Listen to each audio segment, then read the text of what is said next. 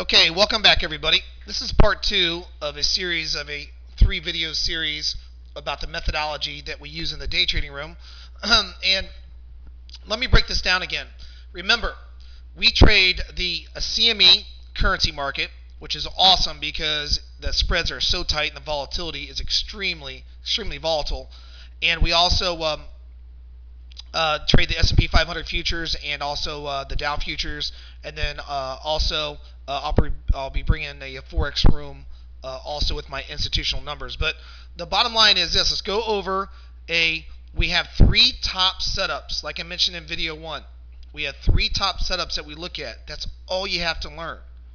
Learn 3 top setups, and if you're trading 10 to 13 to 20 times a day, you're not a trader. You might as well pack it up and move it on. If you're not trading a lot of volume, then obviously you're not trading the markets like you should. You should have 4 to 6 good trades a day.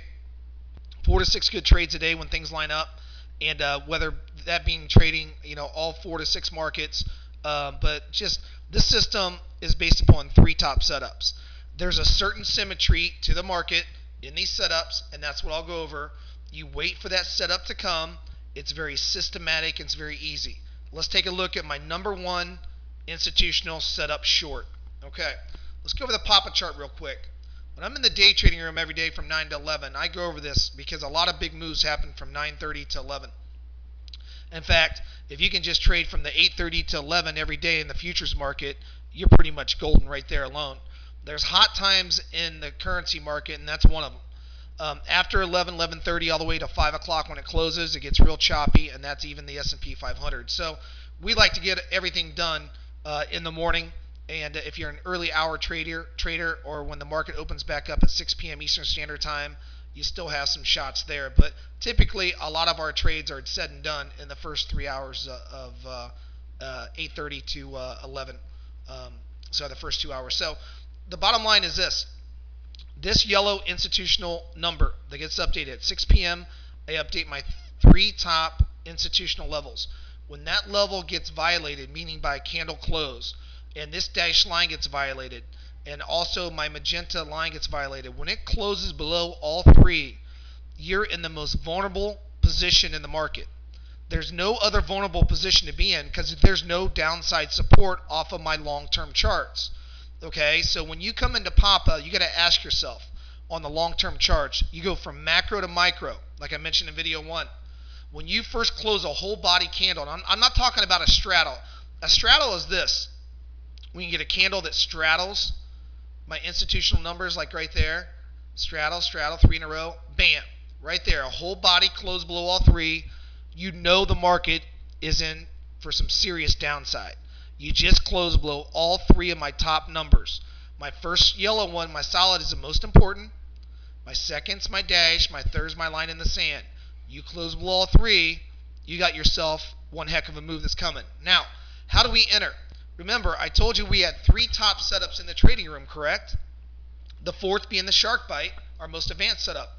But the first 3, that's all you got to learn. That's it. And trade it.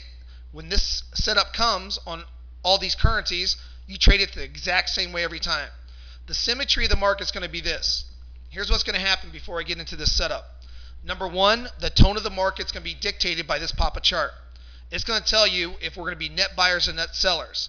If you look where that arrow's at, that's a net seller, right? We broke down below all 3. So we're looking for a number 1 short institutional breakdown, number 1 trade, just like the PDF goes over. Number 2, after the market gets rolling down, what's going to happen? My number 2 trade, retest. The market will start falling. It'll retest at some point and hit our number again, and then we'll look for a number 2 trade. And number 3 trade will be a counter trend trade. After you get 50 ticks away from my magenta, we look for a counter trend trade, and that will be on what's called a brick wall long, which I'll go over, which we nailed Friday. Nailed a huge one Friday, 70 ticks, and over 110 ticks Wednesday. So, but let's go over this here. That's the symmetry of the market. And then after you get into the 3 counter long, you go back into a number 1 trade again, where you look at Papa and see if Papa is going to break down or break out for a trend change again. Okay? So we had a breakdown. Now this is on the Japanese yen. We had a breakdown, a whole candle close. Once it closes below, one candle below all three, I'm looking for a number one institutional breakdown. Since I give you 3 institutional numbers at 6 p.m. every night, if it breaks below those and retests those, you get short with my sell dot. That's all you do. Let's go to my execution chart. The pop is a setup. The 1 minute's the execution. Watch this. At the same time, watch this trade. All right, here's my 1 minute chart on my gathering place. Very important. This blue cross right here, this blue cross is my institutional numbers that I update at night at 6 p.m. I got 2 other crosses on this 1 minute chart that you'll come into. You'll know the numbers in advance way before they even happen. This is 9 o'clock Eastern Standard Time. You knew that 14 hours before it even hit, that when it violated it, and you'll see it automatically update here that you're good to go. So when the pop-up broke down, we're looking to short a number one trade, right? The number one trade is a close below my institutional blue right here. You let it get away. You let it retest, and after the retest, I always see this. I always see, almost every single time, a doji or a hammer. There's over 150 different candle formations out there. Let me tell you, I'm a great candlestick chartist. You only need to know 2, the doji and the hammer. It dojied, we look for the sell dot after the retest of the institutional number. There's our entry right there.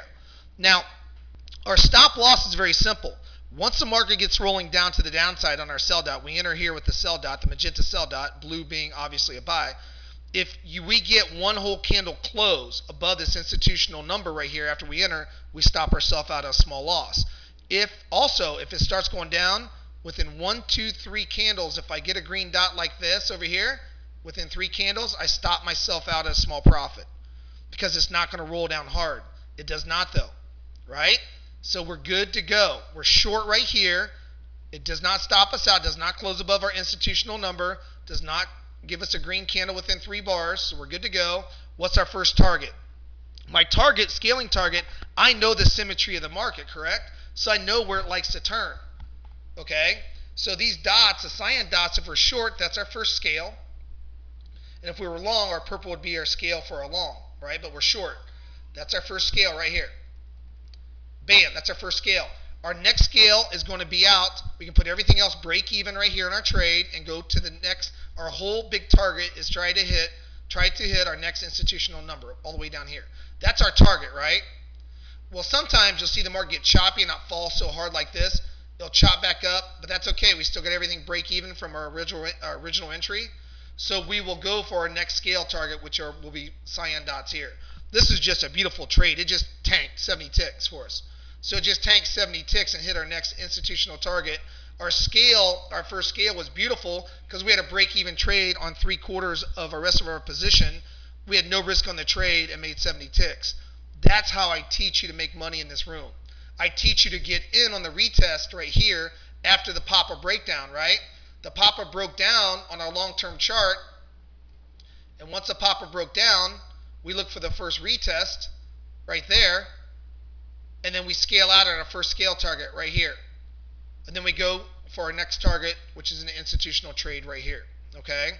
So you take all institutional breakdowns on these numbers, all institutional breakdowns with the pop-up trend, and you scale out on the cyan dots if you're short, the purple if you're long. Now, if it would have rallied back up to these purple dots, you'd have seen it roll right back over. You would have had another sell opportunities if you want to put more contracts on for this institutional target. All right, that's a number one trade setup. It's my number one trade in the trading room. Papa breaks down. We go to the 1 minute chart and enter with the trend dots after the retest on the institutional number. That's the number one trade. Number two trade in the next video, I'm going to go over the number 2 retest and also my number 3 confluence counter trend, which is awesome. Okay, and I'll go over this trade also in my my 3rd video. Okay, Papa trend broke down. We go to our 1 minute chart. We look for a retest after the breakdown. There was the breakdown. There's the retest. Get the dot short. There's our first target. There's our ultimate target down here. Textbook. All right, let's go to series video number 3.